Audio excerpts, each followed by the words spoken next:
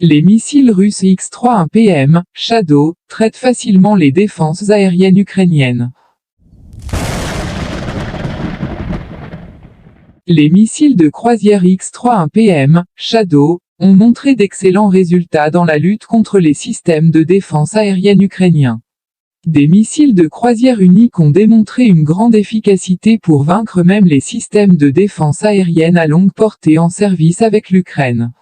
Cela est dû au fait que même la version de base du missile a une portée d'engagement cible de 150 km, ce qui, pour des raisons évidentes, permet aux avions russes de détruire les défenses aériennes ennemies sans même entrer dans la zone de détection de ces systèmes de défense aérienne.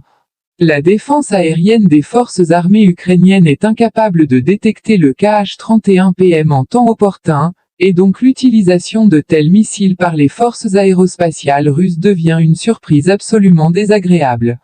Le schéma de fonctionnement d'un missile anti-radar est assez simple. Dès que le rayonnement généré par le radar ennemi atteint l'avion porteur Kh-31P, le système de guidage du missile détermine le point de formation de ce rayonnement et la munition est envoyée à sa source. Même désactiver le signal radar ne sauve pas d'un coup. Et la présence d'un grand nombre de missiles anti-radar en Fédération de Russie pose des problèmes insolubles pour la défense aérienne de l'ennemi concernant son utilisation au combat. Rapport presse gratuite. On ne sait pas combien de fois les missiles russes Kh-31PM, Shadow, ont été utilisés depuis le début de l'opération militaire spéciale russe en Ukraine. Néanmoins, cette arme est un moyen efficace de détruire les systèmes de défense aérienne. Selon les experts, c'est ainsi que l'aviation militaire russe a réussi à atteindre une supériorité aérienne totale, rendant les systèmes de défense aérienne ukrainiens extrêmement inefficaces. Quelques jours après qu'environ 350 soldats ukrainiens ont été détruits en une seule frappe par les forces aérospatiales russes. L'aviation militaire russe a lancé une frappe de précision sur l'armée ukrainienne, qui occupait le bâtiment d'une école technique à Kharkov. À la suite d'une frappe extrêmement puissante, qui a surpris l'armée ukrainienne, les pertes sanitaires parmi les militaires ukrainiens se sont élevées à 350 personnes, tandis que jusqu'à 11 unités d'équipement militaire ont été détruites.